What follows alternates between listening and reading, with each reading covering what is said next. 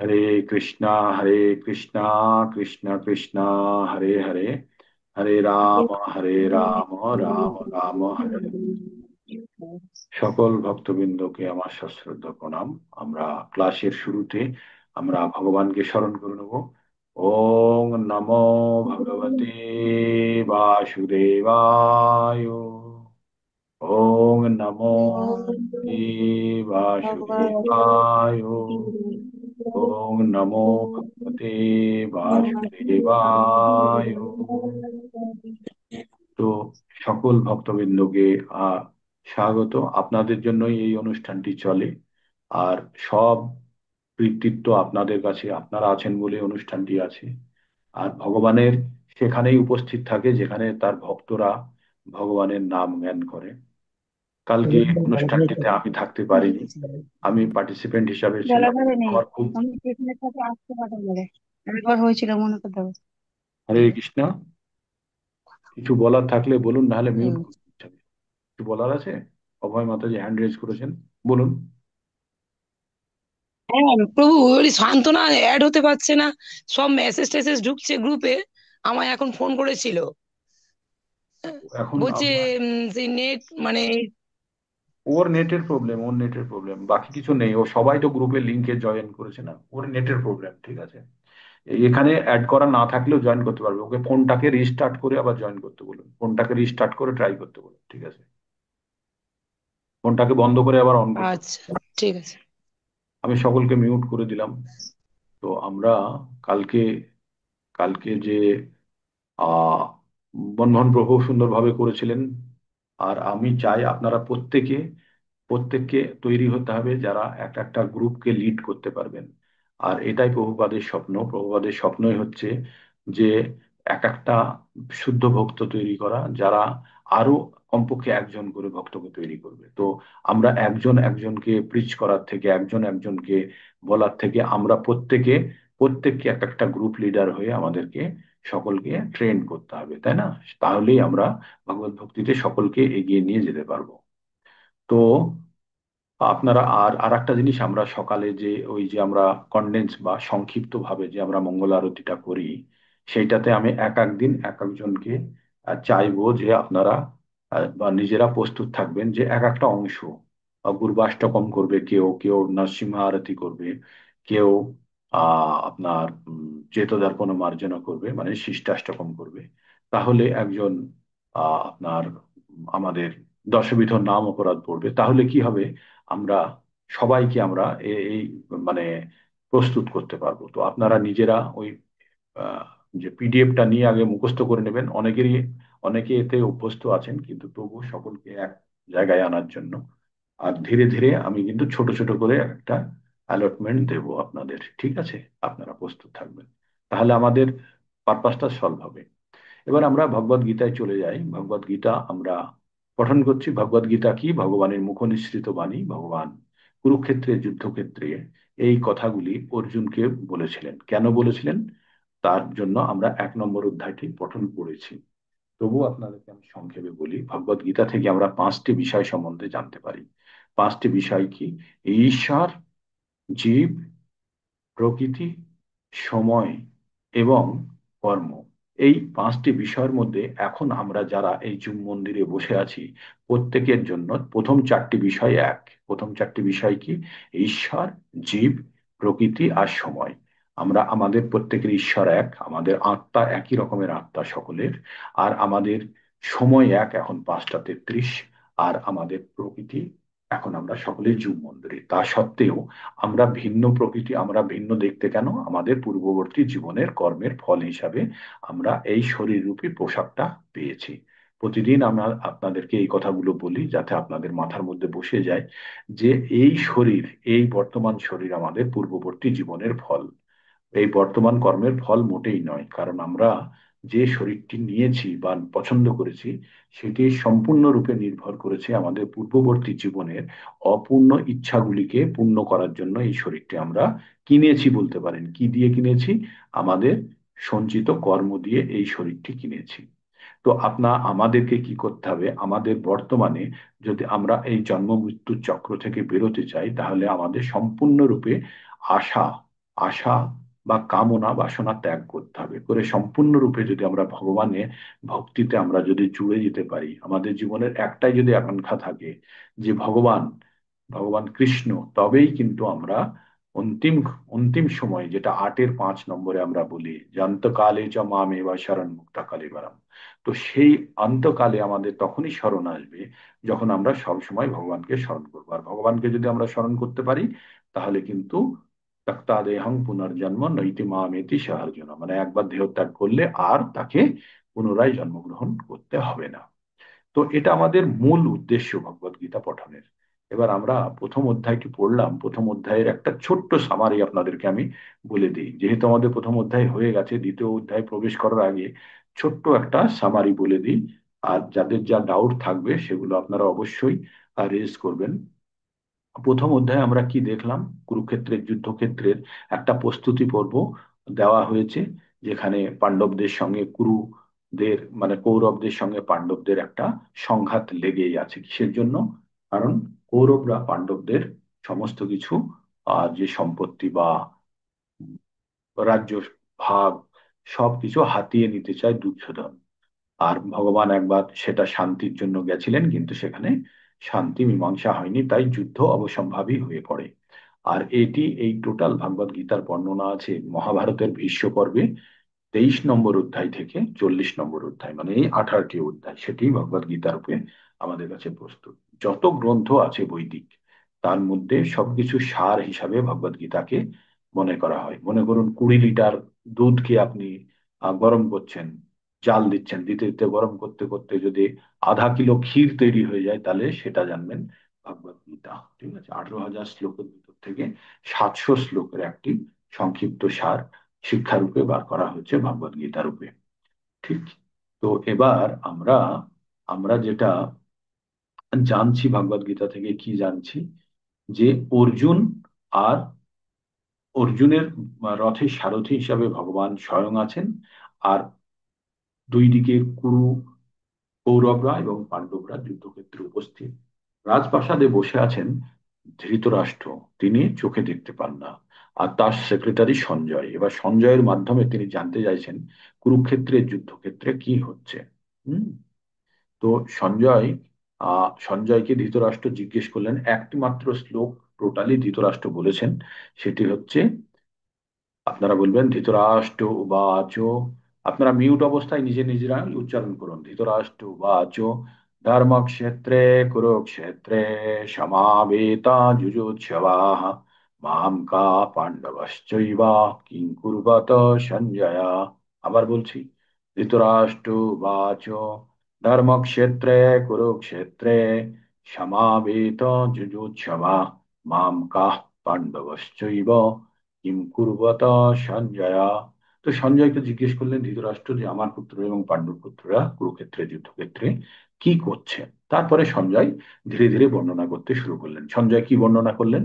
সঞ্জয় বললেন যে দুর্যোধন এবার তাদের সেনাপতির কাছে গিয়ে বললেন যে দেখুন, ওই ওই দিকের সৈন্যসজ্জা দেখুন, যেখানে আপনার অত্যন্ত মেধাবী ছাত্র ধ্রুপদ পুত্র দুষ্টুদুম কি সুন্দরভাবে ব্যূহ রচনা করেছেন। তারপরে ওদের দলে ভীম, অর্জুন, আহ যুধান, বিরাট, অনেক মহারথী সব বড় বড় যোদ্ধারা আছে বলেই তার মনে হলো যে আমি কি ঠিক বললাম, আহ এতখানি কি বলা উচিত হলো। আমার গুরুদেবকে এতখানি খোঁচা দিয়ে বলতে গিয়ে তখন তিনি আবার সামলে নিলেন, তাদের দিকে কারা কারা আছে তাদের নাম বললেন। তার মানে প্রথমে কি করা হলো, বর্ণনা করা হলো যে পাণ্ডবদের দিকে কারা আছে, কৌরবদের দিকে কারা আছে। এই বর্ণনার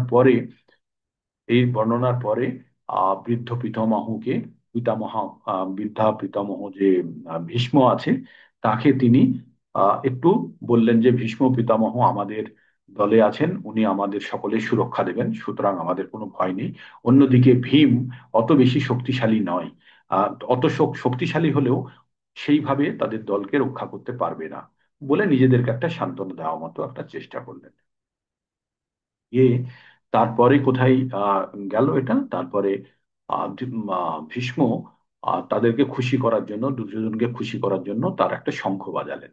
যেই শঙ্খ বাজালেন, সঙ্গে সঙ্গে তাদের আরো সব ভেড়ি, সিং, নাগাড়, সব তুমুল আওয়াজ করে সবাই বাজিয়ে ফেললো।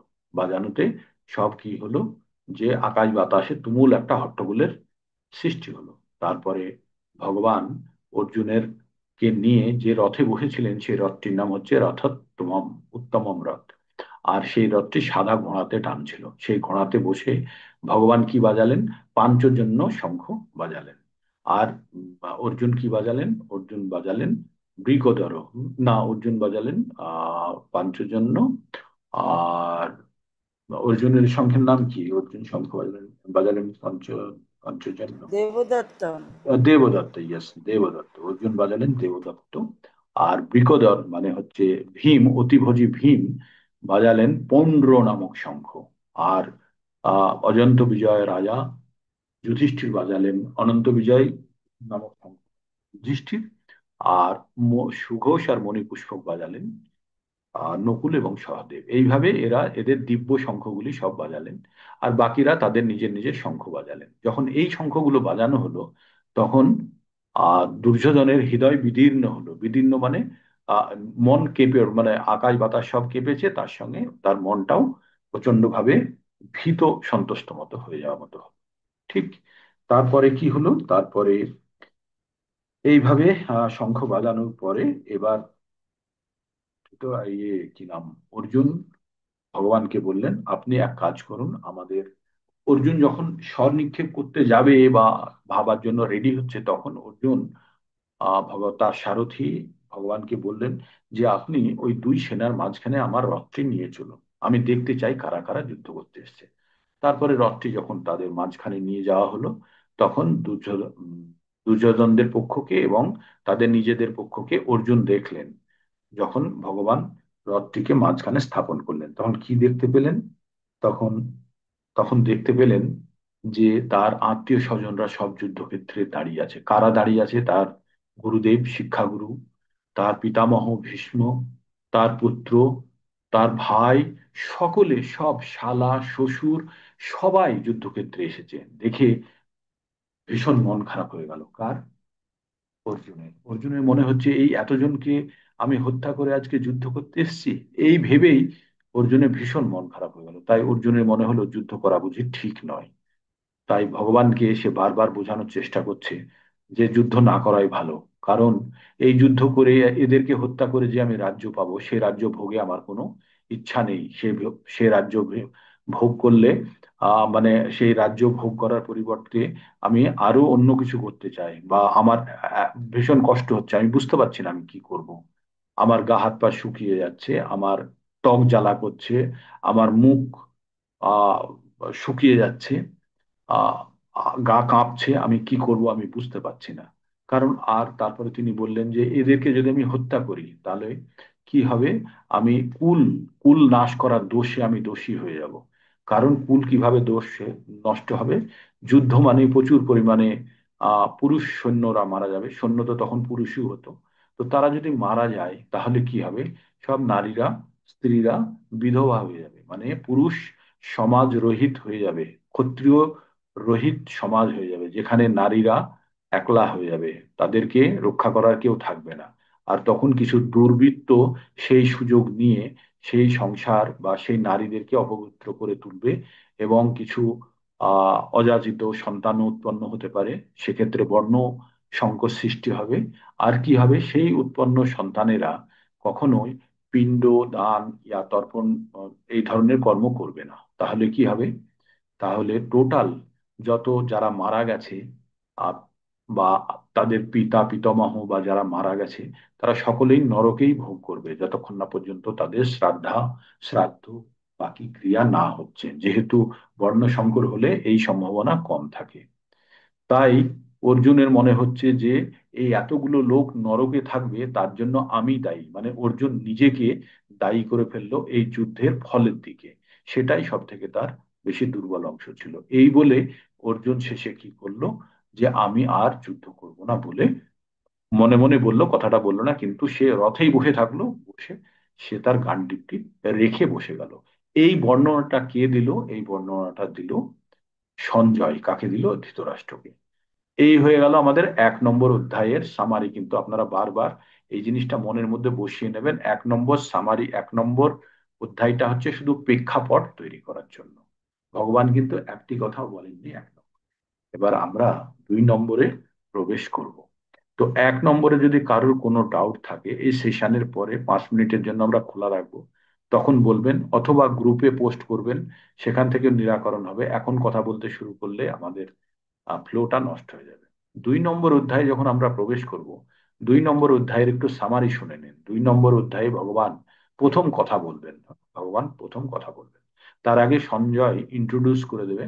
তো ভগবান কথা বলার আগে অর্জুন তার মনের মধ্যে যত ধরনের কষ্ট আছে সেই কষ্টগুলো আবার বলবেন। অর্জুন কি করবেন, সেই কষ্টগুলি আবার বলবেন। বলার পরে, অর্জুনের সেই কষ্টগুলো বলার পরে অর্জুন তখন দেখবে আর আমি নিজেকে ধরে রাখতে পারছি না, তখন অর্জুন ভগবানের কাছে সারেন্ডার করবে। আপনাদের আমাদের জীবনে জানতে হবে, যতক্ষণ না পর্যন্ত সম্পূর্ণরূপে কেউ আপনার কাছে সমর্পণ করছে, ততক্ষণ পর্যন্ত আপনি কোনো জ্ঞান দিলেই সেই জ্ঞান তাদের গ্রহণযোগ্য হবে না। তাদের নিজের ইচ্ছাটাকে আবার চালানোর চেষ্টা করবে। হয়তো বিপদে পড়েছে বলে আপনার কাছে এসছে, শুনছে কিছুক্ষণ, কিন্তু কিছুক্ষণ শোনার পরেই আবার তার মনের ইচ্ছাটা আবার জেগে উঠবে, আবার সেইভাবে সে কাজ করবে। কিন্তু যখন সে সম্পূর্ণভাবে নিজের দিক থেকে সব রকমের চেষ্টা করে যখন সে ফেল হবে, তখনই সে কিন্তু শেখার জন্য রেডি। তাই ভগবান প্রথম অধ্যায়ে কোনো কথা বলেনি। অর্জুন যত কিছু যুক্তি তর্ক সব দিয়েছে, দিয়ে সে নিজেকে বোঝানোর চেষ্টা করেছে, করেও সে কিন্তু যুদ্ধের জন্য নিজেকে তৈরি করতে পারেনি। যার কিছুটা অংশ আমরা প্রথমের দিকে জানবো। তারপরে ভগবানের কাছে অর্জুন সারেন্ডার করবে 2-7 নম্বর শ্লোকে। তারপরে অর্জুন আরো দুটো তিনটে কথা বলবে। বলার পরে ভগবান এবার টেক ওভার করে ভগবান অর্জুনকে আত্মার জ্ঞান দেবে। এই 11 নম্বর থেকে একদম 30 নম্বর পর্যন্ত আত্মা সম্বন্ধে বলবে, যেটা আমাদের পরিচয়। তার মানে আমরা 5টা বিষয় সম্বন্ধে জানি: ঈশ্বর, তারপরে বলি জীব। এই জীব মানে হচ্ছে এই আত্মা, আত্মা সম্বন্ধে পুরো জ্ঞান দেবে ভগবান। যারা আগে ক্লাস করেছেন, যারা পুরো ভগবত গীতার ক্লাস হয়ে গেছে, তারা অবশ্যই জানেন। যারা নতুন, তারা এটাকে নোট রাখবেন। আর যারা ফুল সাইকেল করে নিয়েছেন, 2বার ডিপ্লোমা, একবার পুরো ভগবত গীতা, তারা অবশ্যই জানেন। তবুও মনকে এটাকে শান দেওয়ার জন্য বারবার আপনারা পড়বেন। এই ভগবত গীতার 2য় অধ্যায়টি অত্যন্ত গুরুত্বপূর্ণ। তো সেখানে তারপরে অর্জুনকে কি বললেন ভগবান? বললেন যে তোমার স্বধর্ম তুমি জানো। এবার আমাদেরকে ধর্ম সম্বন্ধে জানতে হবে। স্বধর্ম, নিজের ধর্ম কি। তারপরে বর্ণাশ্রম আছে সেখানে। তো অর্জুন, অর্জুন কি? অর্জুন হচ্ছে ক্ষত্রিয়। ক্ষত্রিয় ধর্ম কি? যুদ্ধ করা। সেটা অর্জুনকে বোঝাবে। তারপরে অর্জুনকে বুদ্ধি যোগে নিয়ে যাবে। 40 নম্বর থেকে ওখানে কিছুটা বুদ্ধির কথা বলবে। তারপরে বলবে বেদের কথা। তারপরে বলবে কর্মযোগের কথা, যে কর্মের ফলের প্রতি তুমি আশা করো না, কর্ম করো। তারপরে ভক্তি, তারপরে স্থিতপ্রজ্ঞ সম্বন্ধে বলবে 54 নম্বর থেকে একদম 72 নম্বর পর্যন্ত। স্থিতপ্রজ্ঞ অবস্থা মানে ব্রহ্মভূত অবস্থা, যেটা যেটা আমরা ধীরে ধীরে পঠন করতে করতে এগোবো। তো এই হচ্ছে 2 নম্বর অধ্যায়ের সামারি। 2 নম্বর অধ্যায়ের মাধ্যমে আমরা সম্পূর্ণ ভগবদ গীতার একটা দেখতে পাই। মানে পুরো ভগবদ গীতাটাই এই 2 নম্বর অধ্যায়ে সংকলন করা হয়েছে। আর এটিকে সাংখ্য যোগ নামে এই অধ্যায়ের নাম দেওয়া হয়েছে। সাংখ্য মানে হচ্ছে সংখ্যা থেকে সাংখ্য, সংখ্যা দিয়ে আমরা কি সবকিছু বিশ্লেষণ করি, তাই এটাকে সাংখ্য যোগ বলা হয়েছে। এই সাংখ্য যোগের বর্ণনা কপিল মুনি দিয়েছেন। কপিল মুনি, যে আমাদের গঙ্গাসাগরে মেলা হয় যে কপিল মুনি, তিনিও ভগবানের একটা অবতার। ঠিক আছে, কপিল মুনি তার মাকে তিনি এই জ্ঞান দিয়েছিলেন। কপিল মুনি ভগবানের অবতার। তার মা ভগবানকে তার সন্তান রূপে একবার কামনা করেছিলেন, তাই ভগবান তার কাছে সন্তান রূপে জন্মগ্রহণ করে কপিল মুনি রূপে তার মাকে তিনি জ্ঞান দিয়েছিলেন। ঠিক আছে। তো এবার আমরা 2 নম্বর অধ্যায়ে আমরা প্রবেশ করছি, শুরু করেই রাখি আজকে যতখানি সম্ভব।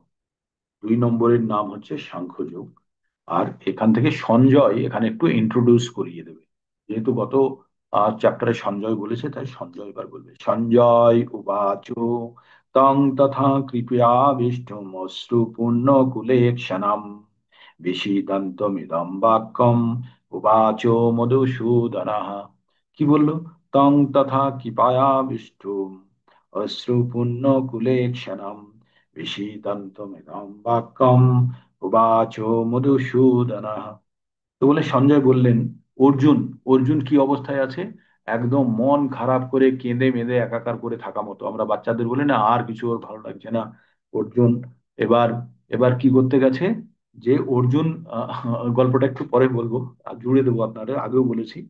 তো অর্জুনের এবার ভীষণ ভাবে মন খারাপ করে, ব্যাকুল করুণার্ত এবং অশ্রুসিক্ত, তার চোখে রীতিমতো জল আছে অর্জুন, এই অবস্থাতে দেখে ভগবান এবার এই কথাগুলি বললেন। কে বললেন? মধুসূদন। মধুকে, মধু, মধু, মধু হচ্ছে একটি দৈত্যের নাম। আর মধুসূদন ভগবানকে বলা হয় কেন? কারণ মধু নামক দৈত্যকে ভগবান হত্যা করেছিলেন, তাই তার নাম হচ্ছে মধুসূদন। তো এবার প্রভুপাদ জি কি লিখছে? প্রভুপাদ লিখছেন, জয় ছিল প্রভুপাদ কি জয়। বলছেন, জাগতিক করুণা, শোক ও চোখের জল প্রকৃত সত্তা সম্বন্ধে অজ্ঞানতার বহিঃপ্রকাশ। আমরা যখন কাঁদি, আমরা যখন কান্নাকাটি করি, তাহলে আমাদের কান্নাকাটিতে চোখের জল যেটা বেরোয়, সেটা আমাদের অন্তরের কষ্টের কারণটার বহিঃপ্রকাশ। প্রভুপাদ এখানে বলছে, করুণা, শোক ও চোখের জল প্রকৃত সত্তা সম্পর্কে অজ্ঞানতার বহিঃপ্রকাশ। প্রকৃত ঘটনাটা জানি না, সেই জন্য এই শোক, দুঃখ, কষ্ট এবং অশ্রু, চোখের জল বেরিয়ে আসছে। কারণ অর্জুনের এই চোখের জল বেরিয়ে আসছে কেন? প্রথম সেন্টেন্সে প্রভুপাদ খুব বড়ভাবে আঘাতটা মেরেছেন। কি বলছে এই প্রথম সেন্টেন্সটা? আপনাদের বুঝতে হবে। কি বলছে প্রথম সেন্টেন্সে? যে আমাদের করুণা, চোখের জল, আর কি বলছে? জাগতিক করুণা, শোক এবং চোখের জল প্রকৃত সত্তা সম্বন্ধে অজ্ঞানতার বহিঃপ্রকাশ। কার অজ্ঞানতার? অর্জুনের। অর্জুন বিরাট পণ্ডিত, তাহলে ভগবান তাকে অজ্ঞানতার বহিঃপ্রকাশ বলছেন কেন? কারণ অর্জুনের প্রকৃত জ্ঞান নেই। প্রকৃত জ্ঞান কি? অর্জুন এখনো নিজেকে কি ভাবছে? শরীর ভাবছে। অর্জুন এখনো নিজেকে আত্মা ভাবতে পারেনি। তাই পরবর্তীতে শ্রী প্রভুপাদ জি ব্যাখ্যা করবেন, এই শ্লোকে মধুসূদন শব্দটির অর্থ তাৎপর্য। শ্রীকৃষ্ণ মধু নামক দৈত্যকে হত্যা করেছিলেন। এখন অর্জুন চাইছেন তার অজ্ঞানতা রূপী যে দৈত্য তার মধ্যে আছে, তাকে ভগবান হত্যা করুক, করে তার অজ্ঞানতা দূর করে, তার মনে যত সন্দেহ আছে, ভগবান তাই সেটা করুক। ঠিক তো এইভাবেই বলছে, মানুষ, যে মানুষ ডুবে যাচ্ছে তার পরনের কাপড়ের প্রতি করুণা প্রদর্শন করাটা অত্যন্ত অর্থহীন। আমরা বলি না যে কেউ যখন ডুবে যায়, তখন কি হবে? তার জামা কাপড় বাঁচানোর চেষ্টা করবো না তার প্রাণ বাঁচানোর চেষ্টা করব? তার প্রাণ বাঁচানোর চেষ্টা করতে হবে তো। তাই তার কাপড় বা যেটা ভেসে যাচ্ছে সেইটাকে তুলতে গিয়ে তার প্রাণটা যেন না চলে যায়। তাই এখানে বলছে যে শরীরকে জামা কাপড়ের সঙ্গে তুলনা করা হচ্ছে। তাই শরীর অত দামি নয়। তাই শরীরটার কথা ভেবে তো যেন আত্মার অবনতি না ঘটাও, সেটাই অর্জুনকে বলতে চেয়েছেন। তাই বলছেন, ভগবান বলছেন, যে মানুষ ডুবে যাচ্ছে তার পরনের কাপড়ের প্রতি করুণা প্রদর্শন করাটা নিতান্তই অর্থহীন। যেমন ভবসমুদ্রে পতিত মানুষ বাইরের আবরণ, স্থূল দেহটাকে উদ্ধার করলে তাকে রক্ষা করা যায় না, উদ্ধার করলেও। আচ্ছা, কালকে আপনাদেরকে একটা আমি গোল একটা ছবি পাঠিয়েছিলাম, আপনারা দেখেছেন নিশ্চয়ই। তাতে তিনটে জিনিস লেখা ছিল। যে সূক্ষ্ম শরীর, নীল রঙের যে একটা আপনাদেরকে ছবি পাঠিয়েছিলাম, তাতে সূক্ষ্ম শরীর, স্থূল শরীর আর আত্মা, এরকম একটা ছবি বানানো ছিল না, লেখা ছিল, আপনারা হয়তো দেখেছেন অনেকে। তো এখানে কি বলা হচ্ছে? ভগবান শ্লোক প্রভুপাদ কি বলছেন? যে এই কথা জানে না, জড় শরীরটার জন্য শোক করে, তাকে কি বলা হয়? তাকে বলা হয় শূদ্র। শূদ্র কেন বলা হচ্ছে? বলছে তার বুদ্ধি কম। কারণ আমাদের বর্ণ ব্যবস্থায় আমাদের সমাজকে কিভাবে ভাগ করা হয়েছে? চারটে ভাগে ভাগ করা হয়েছে: ব্রাহ্মণ, ক্ষত্রিয়, বৈশ্য, শূদ্র। জন্মগত নয়, কিন্তু জন্মগতভাবে সবাই শূদ্র। এবার যাদের যাদের বুদ্ধি বেশি, যারা পরবর্তীতে নিজেদেরকে শুদ্ধ শতগুণ স্তরে উন্নীত করেছে, তারা ব্রাহ্মণ শ্রেণীতে। ব্রাহ্মণ শ্রেণীর গুণগুলো কি? আপনাদেরকে আমি আগেই দিয়ে দিয়েছি পুরো চার্ট বানিয়ে। আপনারা বারবার ওইগুলোতে টিক মেরেও দেখিয়েছেন আপনাদের মধ্যে কোন কোন গুণগুলো বর্তমান। যারা যারা নতুন আছে তাদেরকে আবার বাকিরা সার্কুলেট করতে পারেন আর দিতে পারেন, তারা নিজেদেরকেও ভেবে দেখবে। তাহলে ব্রাহ্মণের গুণ আমরা কতগুলো পেয়েছিলাম? 12টি ব্রাহ্মণের গুণ পেয়েছিলাম। ক্ষত্রিয়র কতগুলো পেয়েছিলাম? তিনটে। বৈশ্যর কতগুলো পেয়েছিলাম? দুটো। আর শূদ্রের কথা পেয়েছিলাম একটা। তাহলে ব্রাহ্মণ, ক্ষত্রিয়, বৈশ্য, শূদ্র হয়ে গেল। আর ওইদিকে চারটে আশ্রম থাকলো। কি থাকলো? সন্ন্যাস, ব্রহ্মচর্য, গার্হস্থ্য, বানপ্রস্থ, সন্ন্যাস। তাহলে এইদিকে হচ্ছে 18টি আর ওখানে হচ্ছে 8টি, টোটাল 26টি গুণ আমাদের দৈবী সম্পদ আছে। এই দৈবী সম্পদগুলো আমাদের বুদ্ধির বুদ্ধিমত্তা অনুসারে আমাদের ভিতরে বর্তমান। তাই আমাদের মধ্যে, অর্জুনের মধ্যে সেই জ্ঞানের অভাব। তাই অর্জুনকে বলছে, তুমি শূদ্রের মতো তুমি এখন ব্যবহার করছো, কারণ তোমার কাছে বুদ্ধির বুদ্ধির তুমি প্রয়োগ করতে পারছো না, তুমি বুদ্ধি হারিয়ে ফেলেছো। এই বলে অর্জুনকে একটু ভর্ৎসনা করা মতোই বললেন। তারপরে কি বললেন অর্জুনকে? তাই তিনি বললেন, অর্জুন ছিলেন ক্ষত্রিয়, তাই তার কাছে এই ধরনের আচরণ ছিল আশাতীত। ক্ষত্রিয়র আচরণ কেমন হওয়া উচিত? তার প্রজাদের রক্ষা করার জন্য এবং তার ধর্মের রক্ষার জন্য সে সমস্ত সবসময় যুদ্ধ করার জন্য তৈরি থাকবে। ক্ষত্রিয়র কর্ম কি পড়েছিলাম আমরা? ক্ষত্রিয় কর্ম শৌর্য, তেজ, ধীতির দাক্ষম, যুদ্ধে চ অপলায়নম, জ্ঞান বা দানম ঈশ্বর ভাবস্থ, খাত্রং কর্ম স্বভাবজম। 18 নম্বরের 42 নম্বর শ্লোকে আছে, কি আছে ওখানে? যে ক্ষত্রিয়র কর্মটা কি হচ্ছে, কি ধৈর্য, তেজ, শৌর্য, এগুলো হচ্ছে তার ক্ষমতা। সে ক্ষমা করতে জানে, সে যুদ্ধ করতে জানে, আর সে যুদ্ধক্ষেত্রে থেকে পালায় না। হ্যাঁ, এটা হচ্ছে তার। আর তার ঈশ্বর ভাব আছে, সে দান করে এবং কি করে সে, এগুলো হচ্ছে তার নেচার। এইভাবে এটা হচ্ছে ক্ষত্রিয়ের কর্ম। তাই এখানে ক্ষত্রিয় হিসাবে থেকেও অর্জুন যদি সেটাকে যদি না মেনে, সে যদি করুণা করে, সে যদি দুঃখী ভাব দেখায়, তাহলে কি তার প্রকৃত পরিচয়? ক্ষত্রিয় তো তেজ থাকবে, সে তার চোখে জল আসবে কেন? সে তো যুদ্ধ করার জন্য তৈরি থাকবে। কিন্তু অর্জুন এখানে ভেঙে পড়েছে। তাহলে কি অর্জুন ভয় পেয়ে গেছে? না, অর্জুন ভয় পায়নি। কেন? সেটা আমরা পরে জানতে পারবো। তাই অর্জুন অর্জুন ভগবানকে মধুসূদন বলেছে, যাতে তার মনের মধ্যে যত শঙ্কা আছে সেই শঙ্কা ভগবান দূর করতে পারে। তো এই অধ্যায়ে দেহ ও চেতন আত্মা সম্বন্ধে আত্মতত্ত্ব উপলব্ধির বিষয়ে পুঙ্খানুপুঙ্খ বিশ্লেষণ করার উপদেশ। আমরা এই চ্যাপ্টারটাকে অত্যন্ত গভীরভাবে পড়বো। ফটাফট ফটাফট আমরা দৌড়ে চলে যাব না, কারণ আমাদের এই চ্যাপ্টার যারা বুঝে যাবে, তারা কিন্তু পরবর্তী অধ্যায়গুলো বুঝতে তাদের সুবিধা হবে। আর 1 থেকে 6 নম্বর অধ্যায় পর্যন্ত আপনাদের একটু কষ্ট লাগবে, কারণ একটু শুষ্ক শুষ্ক মনে হবে। তারপরে যখন আমরা ভক্তিযোগে প্রবেশ করব 7 থেকে 12-তে, তখন দেখবেন যে একটু নতুনত্ব পাচ্ছেন বা ভগবান সম্বন্ধে জানছেন, তখন আগ্রহ বেড়ে যাবে। আর এই আমাদের জ্ঞান বা ভক্তির অংশটিকে আরো দৃঢ়ভাবে স্থাপন করার জন্য আমরা কি পেয়ে যাব? আমরা জ্ঞান অধ্যায়ে 13 থেকে 18 পর্যন্ত বা 17 পর্যন্ত এবং 18 নম্বর অধ্যায়ে আমরা সামারিটা দেখেছি, তাই না? তাহলে আমরা যারা কমপ্লিট করেছি, তা আমরা আমরা কি বুঝেছি? যে প্রথম অধ্যায়ের পরে দ্বিতীয় অধ্যায় অত্যন্ত গুরুত্বপূর্ণ, অত্যন্ত, মানে টোটাল ভাগবত গীতার সামারিটা এই 3 নম্বর অধ্যায়ে আছে। তাই পুঙ্খানুপুঙ্খ বিশ্লেষণের মাধ্যমে উপদেশ প্রদান করা হয়েছে, যা পরম নিয়ন্তা শ্রী ভগবান কৃষ্ণ বিশদভাবে আলোচনা করেছে। কর্মযোগে নিরাসক্তি এবং আত্মতত্ত্বে প্রতিষ্ঠিত হলে এই ধরনের উপলব্ধি করা হয়। আচ্ছা, এখানে দুটো কথা বলেছে, কর্মযোগে অনাসক্তি এবং আত্মতত্ত্বে প্রতিষ্ঠিত। কর্ম যোগে আমরা সবাই কর্ম করতে ভালোবাসি, বলে না কর্মই ধর্ম, অমুক বলে তো। কর্ম কি সেটা তো আগে জানতে হবে। আমরা সেটাই জানি না, ভাবি কর্ম কি, লেবারের মতো সারাদিন রিক্সা টেনে বেড়াবো, মাটি কোপাবো বা মাটি বইবো, এগুলো কর্ম? এগুলো কর্ম নয়। কর্ম, যে কর্মের ফলে আমাদের আধ্যাত্মিক উন্নতি হয় না, সেগুলো কর্মই নয়, সবই বিকর্মই ধরে রাখবে। আধ্যাত্মিক উন্নতির জন্য আমাদের যে কর্ম করা উচিত, সেটি হচ্ছে অ্যাকচুয়াল কর্ম। আর সেটিকে অকর্ম নামে বা আমাদের কি বলি আমরা, নিয়ত কর্ম হিসাবে সেটাকে প্রতিপাদন করে রেখেছি। হ্যাঁ, এবার আমরা ভগবানের প্রথম কথা শুনবো। আমরা আমরা শুনবোই আজকে 2 নম্বর আমরা শ্লোকটি আমরা অবশ্যই শুনবো। তো এবার ভগবান উবাচ, তো ভগবান, আপনারা দেখবেন ভগবত গীতার মধ্যে যখনই বলা হবে ধৃতরাষ্ট্র উবাচ, অর্জুন উবাচ, সঞ্জয় উবাচ, কিন্তু শ্রীকৃষ্ণ উবাচ বলা হয় না, সেখানে বলা হয় শ্রী ভগবান উবাচ। আর এখানে শ্রী লাগানো আছে, শ্রী ভগবান উবাচ, উবাচ মানে বলা, তাহলে ভগবান বলছেন। আমরা এটা পঠন করব। শ্রী ভগবান উবাচ, কুতস্থা কস্মিলমিদম বিষামে সমুপস্থিতাম অনার্যজুষ্টাম অসর্গম অকৃতিম কর্মার্জুনা। কুতস্থা কস্মিলামিদম বিষামে সমুপস্থিতাম অনার্যজুষ্টমসর্গম অকীর্তি কর্মার্জুনা।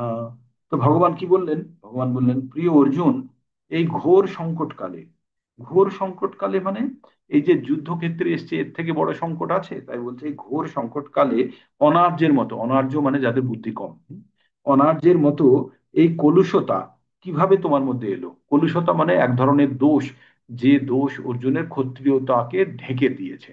অর্জুনের মধ্যে ক্ষত্রিয়তা তো আছে, সে তো ক্ষত্রিয়, তার মধ্যে সে ধর্মগুলো আছে, কিন্তু তার মধ্যে এই কলুষতা ঢেকে দিয়েছে। বা যদি আপনার কাছে কোনো একটা দামি জিনিস আছে, তারপরে কোনো চাদর বা গামছা বা কিছু দিয়ে যদি চাপা দিয়ে দিন, তাহলে জিনিসটা তো দেখা যায় না, তার প্রকাশ হয় না। তাই তেমনি আপনার বাড়িতে টিভি চলছে, টিভির উপরে যদি একটা বেডশিট ঝুলিয়ে দিন, দেখা যাবে টিভি? দেখা যাবে না। তো তেমনি অর্জুনের মধ্যে সে গুণগুলি আছে, কিন্তু তার মধ্যে একটা কলুষতা এসে গেছে, একটা একটা পর্দা এসে গেছে, এসে অর্জুনের প্রকৃত গুণগুলির বহিঃপ্রকাশ হচ্ছে না। তাই বলছে জীবনের মূল্যবোধ সম্বন্ধে জ্ঞাত মানুষের পক্ষে এইরকম একদমই শোভনীয় নয়। তাই তোমাকে ঊর্ধ্বলোকে উন্নত করবে না, পক্ষান্তরে তোমাকে অপযশ প্রদান করবে। কি বললো? ভগবান অর্জুনকে বলল যে তুমি যে কাজটি করছো তাতে তো তুমি অস্বর্গ, মানে তুমি তো উচ্চলোক তো পাচ্ছে না। স্বর্গ মানে এখানে উচ্চলোক বলছে। অনার্য জুষ্টম অস্বর্গম অকীর্তি করুণা অর্জুন। তোমাকে দুটো জিনিস হবে, এতে কি হবে? তুমি উচ্চলোক তো গ্রহণ করতে পারবেই না, প্লাস কি হবে, তুমি অকীর্তি পারবে, অকীর্তি অর্জন করতে যাচ্ছ। তাহলে তুমি এই ঘোর সংকট কালে, বিষম, বিষম মানে হচ্ছে বিষম পরিস্থিতি, আমরা বলি না বিপরীত পরিস্থিতিতে, তাহলে তুমি কি করছো অর্জুন? তোমার মনের মধ্যে কি হয়েছে? মানে এক ধরনের একটু বকেই তারপরে কন্ট্রোল নেয়ার মতো ভগবান চেষ্টা করলেন। ঠিক আছে? তো এই এই যে 2 নম্বর, 2 নম্বর অধ্যায়ের 2 নম্বর শ্লোকটি আমরা সম্পূর্ণরূপে পড়বো, যে এখানে ঈশ্বর সম্বন্ধে আমরা জানার চেষ্টা করব, ঈশ্বর কে, এটা সম্পূর্ণরূপে এখানে আমাদের ব্যাখ্যা করা আছে। তো আমরা কালকে আবার 2 নম্বর থেকেই শুরু করব। কালকে তো আর 1 নম্বরের সামারি আমাদের দিতে হবে না। তাহলে 2 নম্বর চ্যাপ্টারের জন্য কিন্তু আপনাদের সময় লাগবে। এমন হতে পারে যে 5টা শ্লোক কখনো কখনো হচ্ছে না, নাও হতে পারে, কারণ 2 নম্বরটাকে আমাদের খুব সুন্দরভাবে আগের বার যারা শুনে গেছেন বা সেইভাবে নোট করতে পারেননি, এবার কিন্তু কোনো অবস্থাতে যেন আর না ছোটে। ঠিক? তো কালকে আমরা আবার 2 নম্বর শ্লোক থেকেই আবার শুরু করব, পুঙ্খানুপুঙ্খ বিশ্লেষণ করে তবেই এগোবো, না হলে আমরা কিন্তু এগোবো না। আমাদের সিলেবাস কমপ্লিট করার কোনো ইচ্ছে নেই, আমাদের ইচ্ছে হচ্ছে ভগবদ গীতার প্রকৃত জ্ঞান অর্জন করা। ঠিক? এটাই আমাদের উদ্দেশ্য। তো আজকে আমরা এখানে বিরাম নেব। যারা পারবেন ক্যামেরা অন করবেন, আর একটা স্ন্যাপ নিয়ে অ্যাটেন্ডেন্স হয়ে যাক।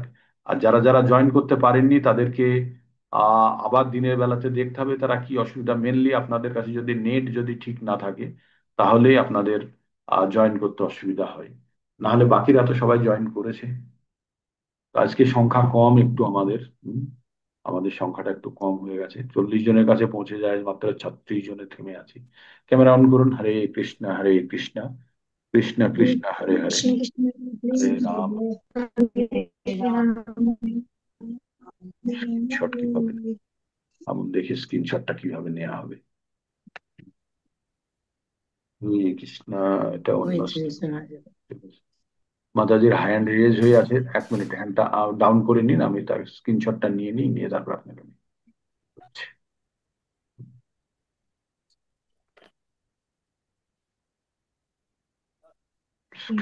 এটা উঠছে না।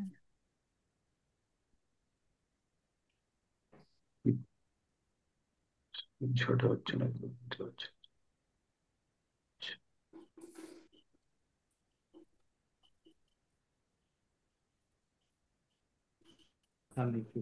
হয়তো হয়েছে, অ্যাকচুয়ালি সিস্টেম চেঞ্জ হয়েছে, আমি বুঝতে পারছি কিভাবে হবে। আচ্ছা, আচ্ছা, আচ্ছা। 35 জনের মতো আছে তো, একটা ঘরে 35 জন তো। কৃষ্ণ কৃষ্ণ কৃষ্ণ। ঠিক আছে, সম্ভবত হয়ে গেছে। আচ্ছা, ঠিক আছে, এবার কি বলছিলেন বলুন। হরে কৃষ্ণ। বলুন। বলছি ও সান্ত্বনার পাসওয়ার্ড 6টা নাম্বারে আমাকে ফোন করেছিল আবার। হ্যাঁ। তা ও তো নাম সেটিং করেছে, বলছে বৌদি আমি পাসওয়ার্ড দিচ্ছি, কিন্তু তখনই আবার হয়ে যাচ্ছে, লাল হয়ে যাচ্ছে বলছে। আচ্ছা, ঠিক আছে, এই বলছে আমি তো প্রোগ্রামের কিভাবে, এর এবার পরে আমি যে আমি অন্য যখন, সময়, আমি অন্য সময় সবাই তো হরে জয়েন কৃষ্ণ, করছে না, হ্যাঁ সবাই তো বলছে জয়েন। আমি যে চেক করব, কিন্তু তখন তো লিঙ্ক চালু থাকবে না। না না, আমি লিঙ্ক চালু করে নেবো, ঠিক আছে, লিঙ্ক চালু করে লিঙ্ক একবার কানেক্ট চালু করে না নেবো। থাকলেও বুঝতে পারবে মাতাজি। হ্যাঁ। লিঙ্ক যদি চালু না থাকে তাও বুঝতে পারবে। বুঝতে পারবে যে ওয়েটিং ফর কানেক্টিভিটি। হ্যাঁ, হ্যাঁ, আসে আসে। আচ্ছা, তাহলে ঠিক ও আছে, হো। ওটা এর পরে আমরা কানেক্ট করে তুমি দেখবো কি হচ্ছে। একবার ট্রায়াল করতে বলবে, না হলে আমাকে ফোন করতে বলবে। আচ্ছা আচ্ছা ঠিক আছে। তো আর আর এবার বলুন না, এবার এবার আপনাদের বলুন এই সম্বন্ধে কি প্রশ্ন আছে আজকের, এবং আমরা যেটা ভগবদ গীতা পঠন করেছি তাতে যারা নতুন তাদের বেশি আমার তাদেরকে নিয়ে কনসার্ন। যারা পুরনো তারা তো মোটামুটি এটা পঠন করে নিয়েছেন। যারা নতুন তাদেরকে এই জায়গাটা থেকে বুঝতে হবে। 2 নম্বরটা আপনারা অবশ্যই একটু ভালোভাবে শ্রবণ করবেন, একটু আস্তে আস্তে এগোবো, হ্যাঁ? ঠিক আছে। আর কারো কিছু প্রশ্ন থাকলে বলতে পারেন, বা গ্রুপে পোস্ট করে বলতে পারবেন। হ্যালো। কালকে রিঙ্কু মাতাজি হ্যালো। আমাকে কল করছিলেন, কিন্তু আমি জার্নিতে ছিলাম, আমি ঠিকভাবে দিতে পারিনি। আমি আজকে আপনার প্রশ্নের নিরাকরণ করে বলবো, আপনাকে কল করে আমি বলে দেবো, ঠিক আছে? আর কারো কিছু? হ্যাঁ, কিছু নেই তো? তাহলে আমরা এখানে বেরিয়ে পড়ি, বা হ্যালো। আজকের মতো এখানে শেষ করি। হ্যালো। হরে হরে কৃষ্ণ হরে কৃষ্ণ। হ্যালো। হ্যালো। হ্যাঁ প্রভু। হ্যালো হ্যাঁ মাতাজি প্রভুজি। বলুন। আমার বলেছি তো প্রথমে। হ্যাঁ হ্যাঁ। হ্যাঁ, আর অজিত প্রভু আবার ফোন করেছিলেন, আপনাদের সকলকে আমন্ত্রণ জানিয়েছেন, আপনারা প্লিজ যাবেন সেখানে। ঠিক আছে, যারা যারা বজবজের আশেপাশে আছে প্লিজ অ্যাটেন্ড করুন। ঠিক আছে। হরে কৃষ্ণ। আর কি হলো, কি বলছিলেন মাতাজি? বুঝতে পারো। বলছিলাম, হ্যালো প্রভুজি, আমার কথা ভেঙে ভেঙে আসছে, শোনা যাচ্ছে হ্যালো। ভেঙে ভেঙে আসছে। হ্যাঁ, নেটওয়ার্ক দুর্বল সম্ভবত, আমারটাই হবে। ঠিক আছে, আজকে আমরা এখানে বিরাম নিই, আবার কালকে আমরা সকাল, যারা যত তাড়াতাড়ি জয়েন করতে পারবে না, আমার তো 4টে থেকেই অন থাকে। তো আমরা জপা, তারপরে মঙ্গল আরতি, তারপরে ভগবদ গীতার ক্লাস কালকে, দেখি তাড়াতাড়ি শুরু করতে পারি কিনা। ওকে।